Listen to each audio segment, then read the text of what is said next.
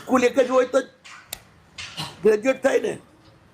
એટલે આ પરિણત મુનિઓ જામો ના પામે એ માટે આ નિયમ કર્યા.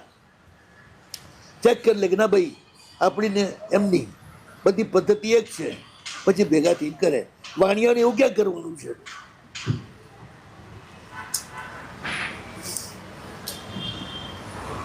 સમાચારી ભેદો હોય એનાથી સાધુત્વ ભેદ નથી થતો. સિદ્ધાંત એક જ હોય, સમાચારી અનેક હોય. આ બધા વાતો ઇસ્યુ બનાવીને એટલા માટે ગડબડ કરવામાં આવે છે કે આપણી પેઢી ઢીકતી ચાલે.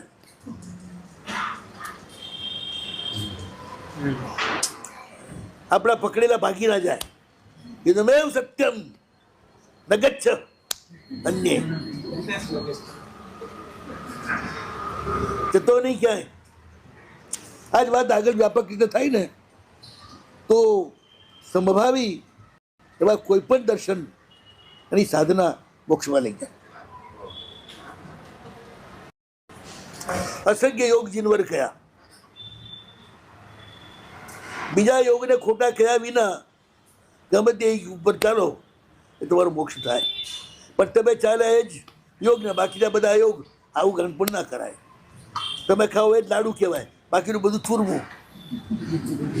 એવું નહીં કરવાનું.